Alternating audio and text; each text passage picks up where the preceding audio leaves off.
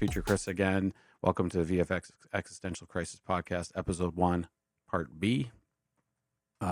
If you missed the first part, I'm sure there's a link somewhere below where you can get into that, but it's the first part basically was an introduction and look at the state of visual effects, particularly in 2025.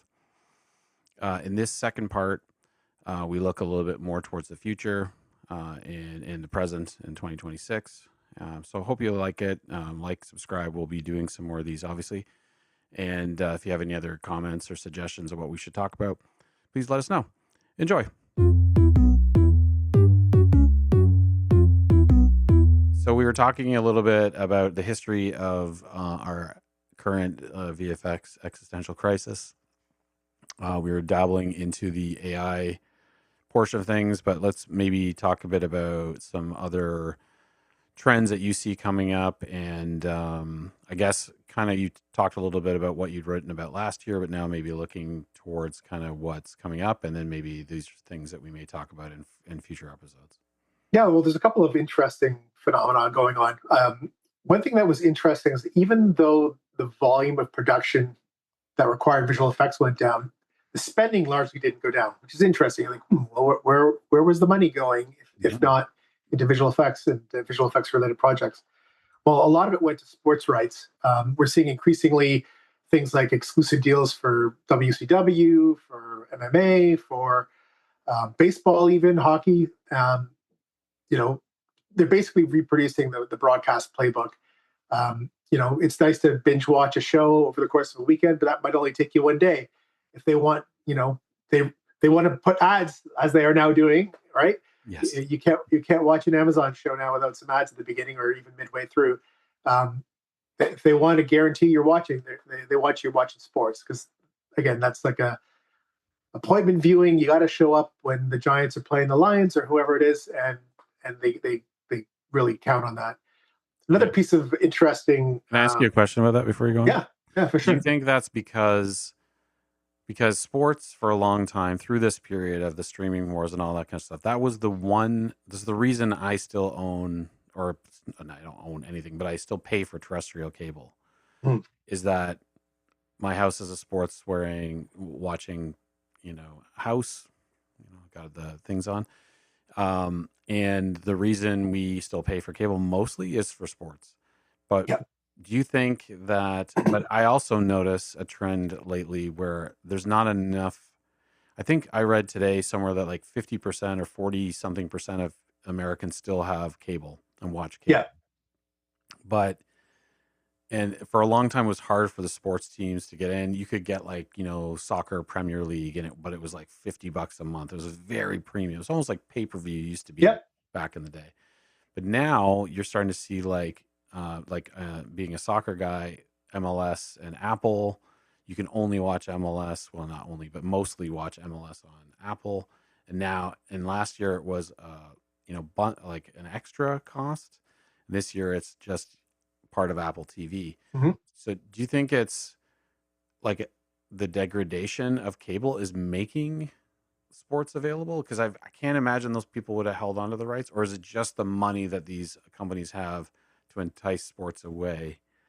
It's a little bit of both. I mean, all the things that made sports valuable to broadcast are still true. You have to be there. It's not the same if you record it.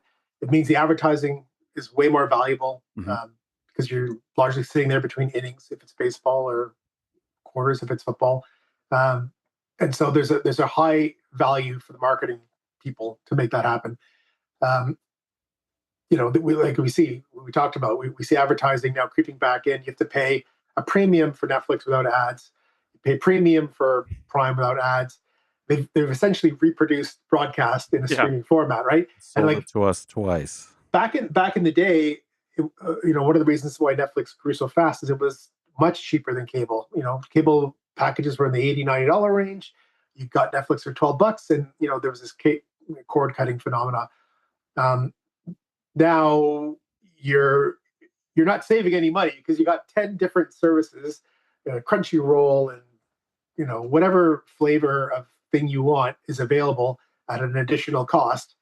I like older, and by older I mean like the movies I grew up with in the 80s and 90s. So I buy Prime, but then I also pay $5 a month for Stars because those are the movies that resonate with me. So yeah, everything's an upsell. I think there's an urgency value, and like once they pay for the rights, like the production is relatively streamless. There's less risk in sports, I feel, than creating content because we know making a good movie is hard. It's hundreds of people across many different disciplines, um, and it's not easy. So it's much more of a gamble than I think sports is. Yes, of course, maybe your home team is good or bad in a particular year, but overall, the sports are good. Another phenomenon, which is more of an indictment of the creative crisis we've talked about or alluded to earlier, is that library titles are way more valuable than anybody thought. In 2025, like Family Guy and all the Cheers and all these old shows that have been sitting on the shelf were watched way more than a lot of the newer programming. And I think, yes, there's a sort of a nostalgia element to that, but I don't think there's a qualitative element. Comedy in particular, it was really challenging to do comedy in the modern age where people were really sensitive to, you know, taking a joke the wrong way. So, people who wanted comedy look to Friends, and it's pretty interesting. So library titles became a thing that money went to as opposed to new content. The other thing was they were spending abroad. I mean, there's a certain point where you just have market saturation, and I feel like Netflix is at that point in North America. Everyone who wants a Netflix subscription's got a Netflix subscription. Mhm. But that's not true in South Korea. That's not true in India. So now we're seeing, a lot of Netflix sponsored content being made in Korea, being made in India for those specific markets. And oftentimes it's coming back here.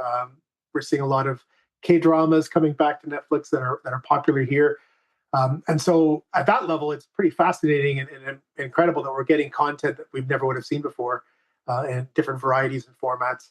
I And mean, Money even a Heist lot was a of big thing Canadian about, stuff too, like a lot of yeah, local stuff, which is, I mean, that's a debate here about sure. how do you support Canadian content, and do they produce enough? But when you do get a hit, it goes all over the place. So So getting back to your it's hit points, it's like, if they're going to try and make hits in North America because that's what drives retention, but where they're seeing their future is growing in these foreign markets where, there's a lot of upside, more subscriptions to sell, right? So it's pretty fascinating just to see it's a redistribution of the wallet into different areas that benefit the companies and the streamers a little bit more do you than think just too? pure entertainment. Do you think it's also where the money is? Because that's something I've noticed recently, and it's changed a little bit because of the current circumstances. But you can see it in sports, like Saudi sovereign wealth fund involved in golf, and um, like has maybe the appetite for investment is reached its saturation in the sort of normal channels, and so now you've got there's like a giant theme park in Saudi Arabia under construction, and different companies all over the world who are kind of thinking like, oh well, we have the money now, we can be the new Hollywood kind of thing. I wonder if that's part of it as well. Well, I think what's interesting, we're talking about Hollywood as the sort of symbol of the creative industry because it has been since the 50s, really, and maybe even a little bit before.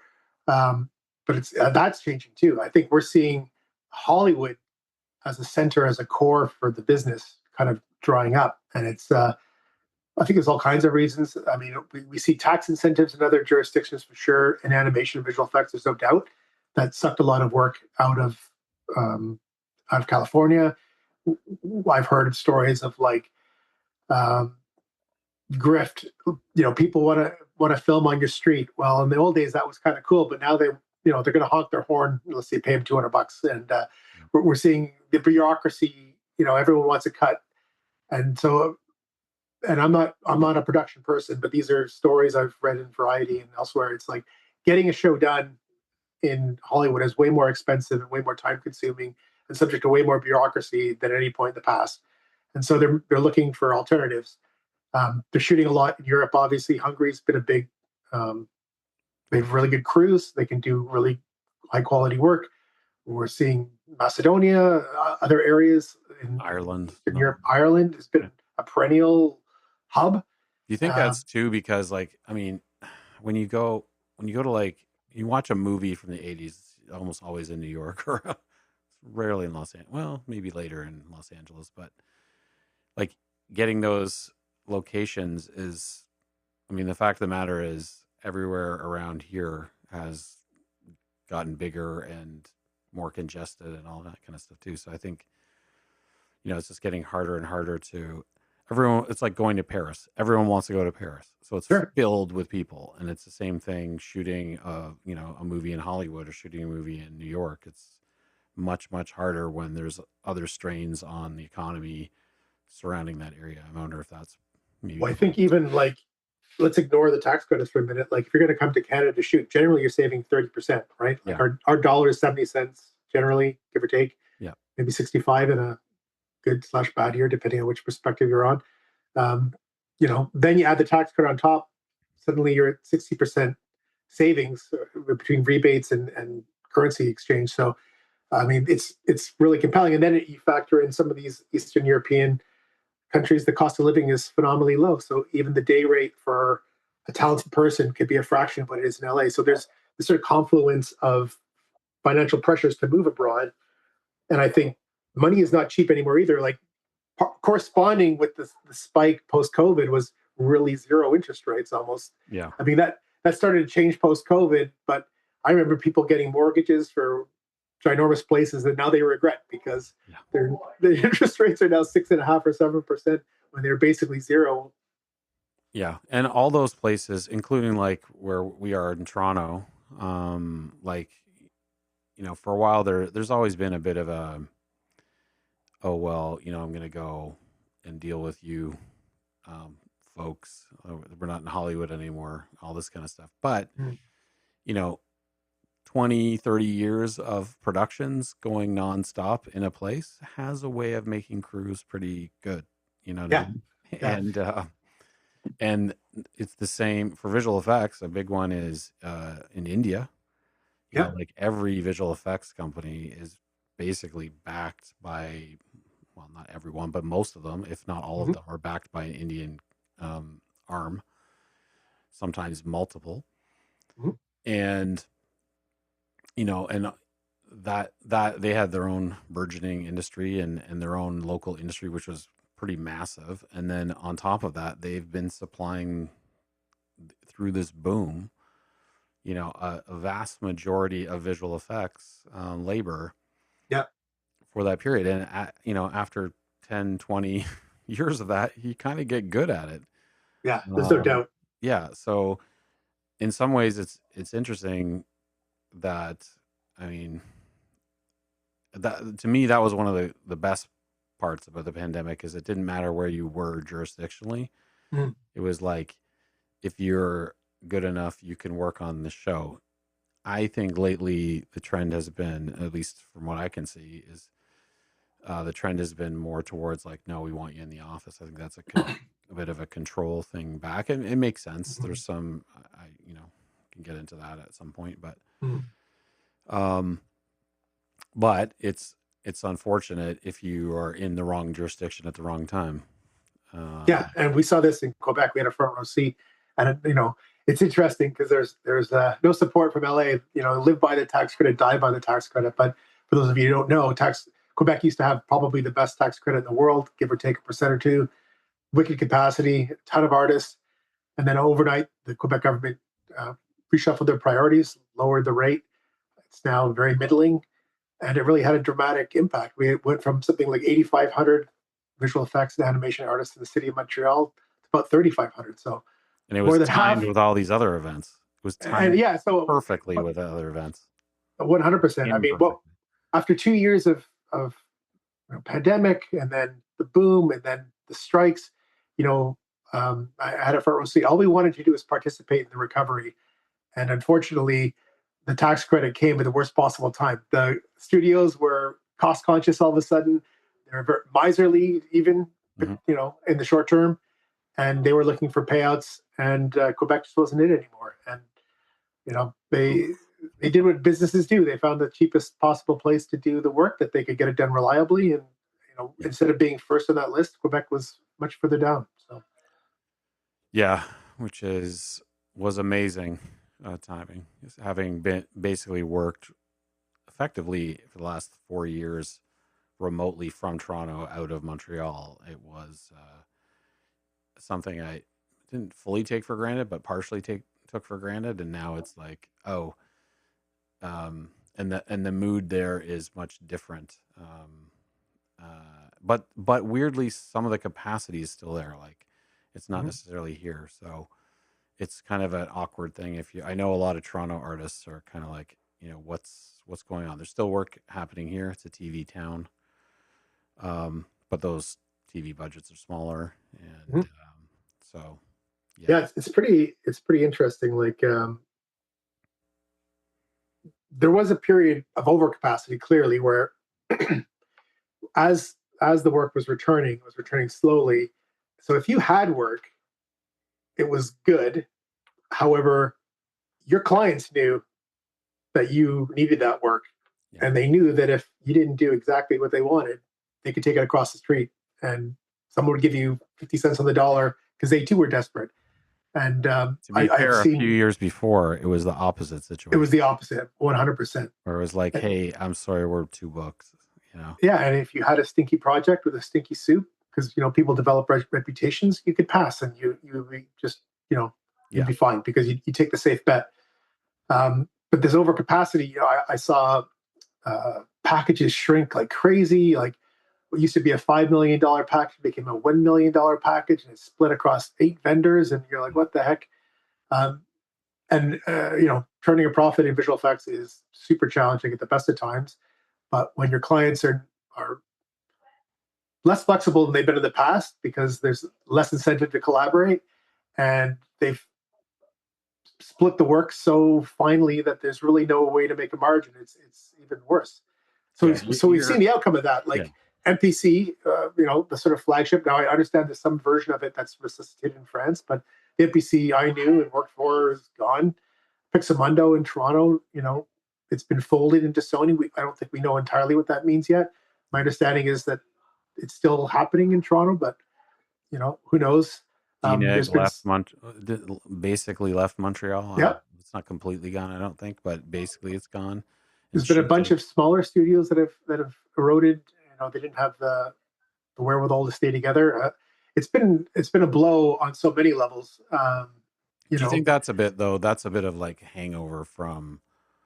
It's sort of like you see it on the street. Like a restaurants are a good example. Like, okay, they made it through the pandemic, and then there's some sure, small problem, and then it's like, okay, I can't do it anymore. Like, I'm done.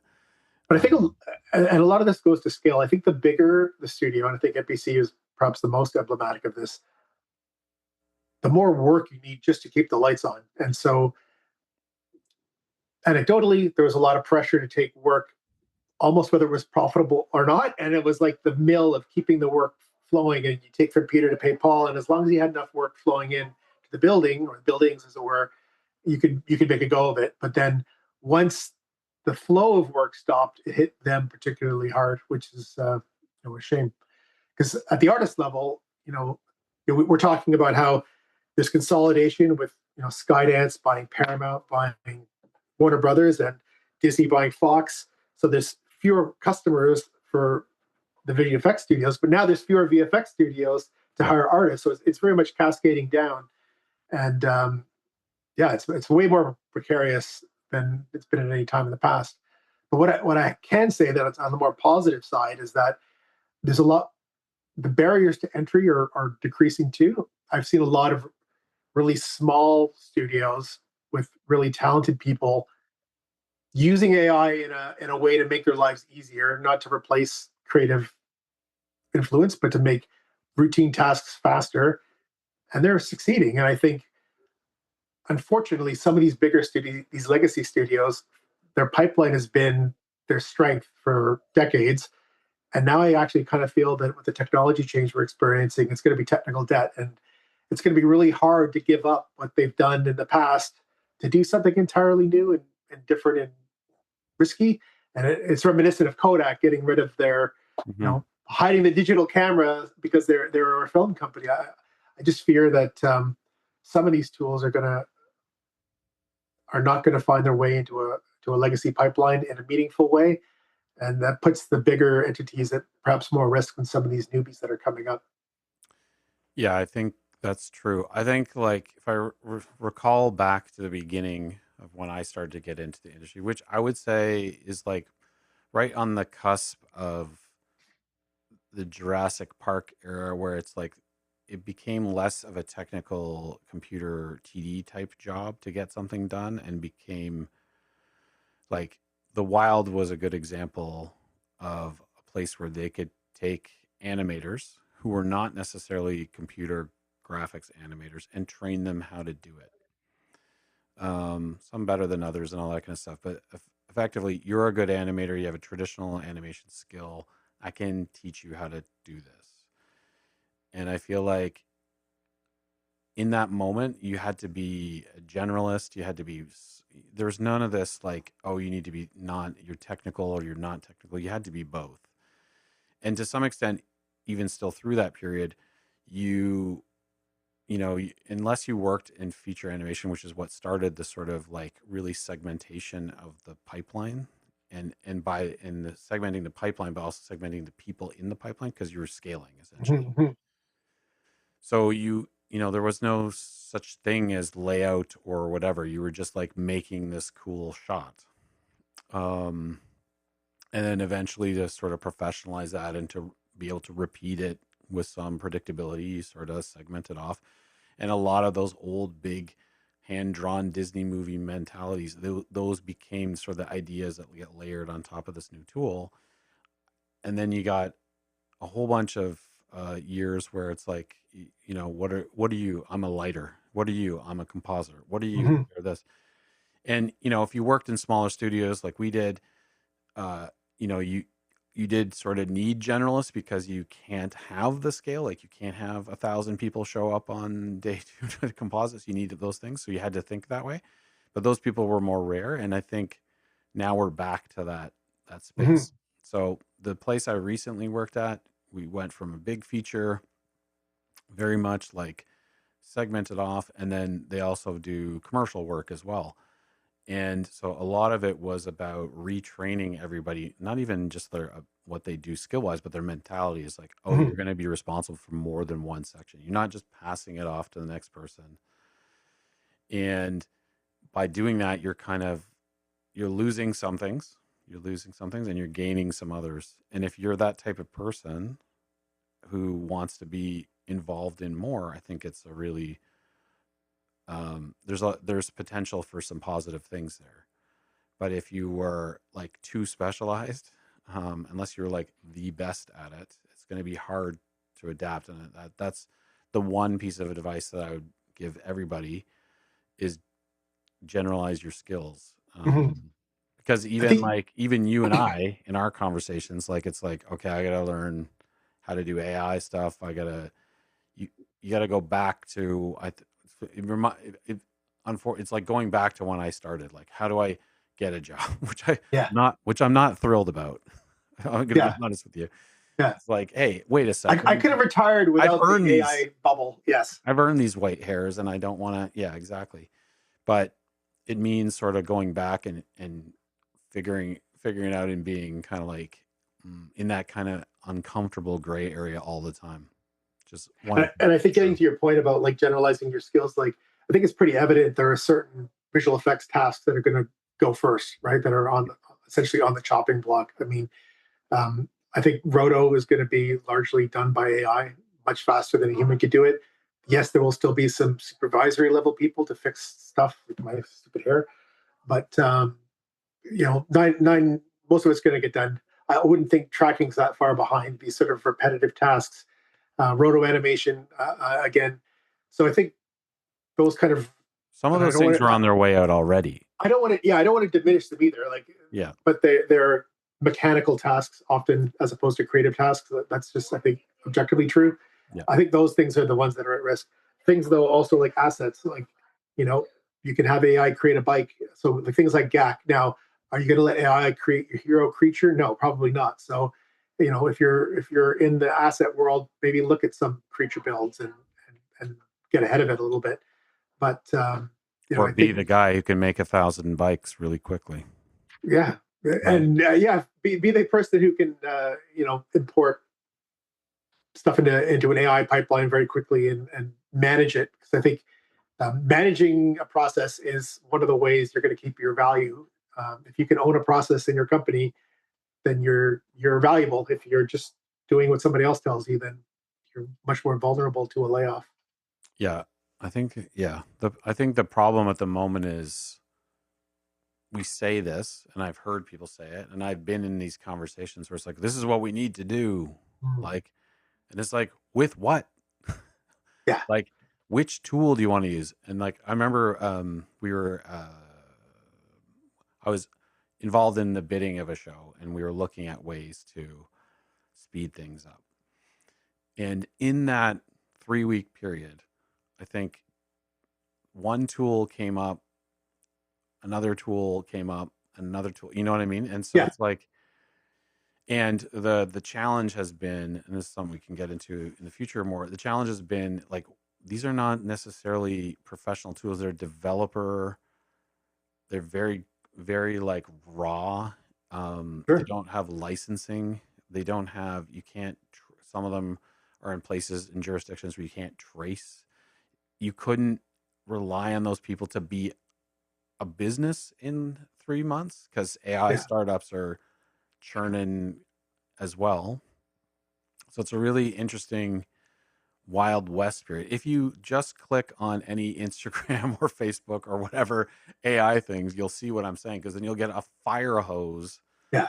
of AI is changing everything and breaking everything or is amazing and you can make money in your sleep and don't do anything.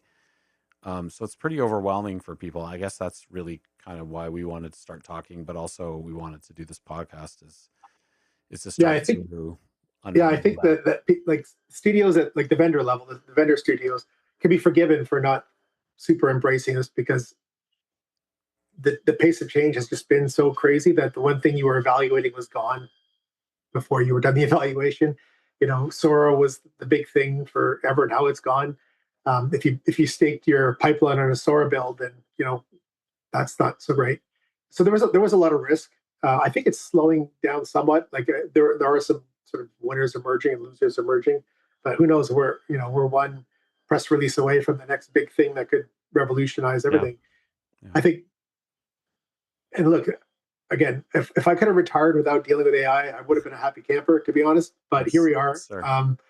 I'm approaching my mid 50s, and I'm neck deep in it now. It's I don't believe it's going away. I think there's an ethics about it, how to use it. I think ripping people off and taking their art and repurposing it as your own is not the function of AI. Yes, it can do it, but if you can use it to make it a repetitive task vastly faster and save money, I don't see a real issue with that. I think there's lots of tedious jobs or tedious tasks in any job that if you could automate them, you'd be a lot happier. So Yeah, I think at the moment I reluctantly think it's inevitable, but I still am less positive about it than you. I think well, it's I mean, part of it is like I mean it's I know can't it's beat a him, join him. necessity. Like there's an Yes. element of that, right? Like, um, But do I think Skynet is at risk?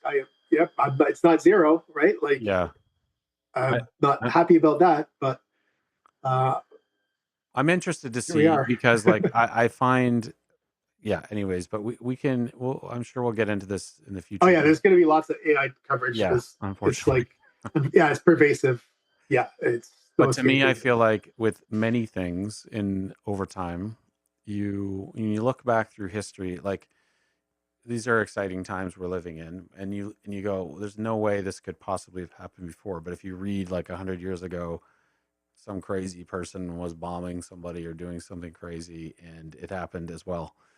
Um, it doesn't mean that the current situation doesn't feel more in, in focus. But yeah, like I mean, I do like even just recently, virtual production. Everyone's going to shoot virtual production. It's going to be the God's gift, and this is all we got it. We're all in. We got to push it, push it, push it, and that's kind of what I was coming back to about the corporatization of Mm, VFX. Is like the VFX vendors are also pushing that narrative, which is not exactly true. It's not untrue, but it's not mm. exactly. It's not transparent, let's say, Right. um, because they want to be seen as the cutting edge, and they're not making those caveats about like, oh well, it's good for this. Like on the side, they are hopefully, Yeah. but in the marketing, so like there's a lot of marketing, a lot of hype, and the Yeah. hype machine FOMO is like, drives a lot of business decisions. You'd be shocked. Like yeah, no one wants to be left behind yeah, by the next cool thing, so they're in, and whether it makes sense or not, sometimes. yeah. So I've felt that pressure to be like, we have to figure out how to use AI. Yeah. We have to be able to figure out how to use virtual production.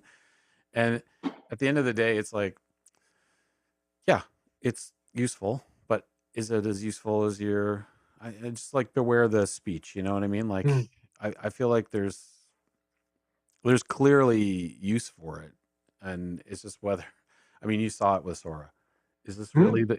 This really the right use for this technology? Like, do we want to make 30 Doorbell second, ring camera videos. yeah, or dumb, do you want your mom and dad to be able to make funny videos of their kids, like, yes, it's cool, but it's not going to do the human race any good.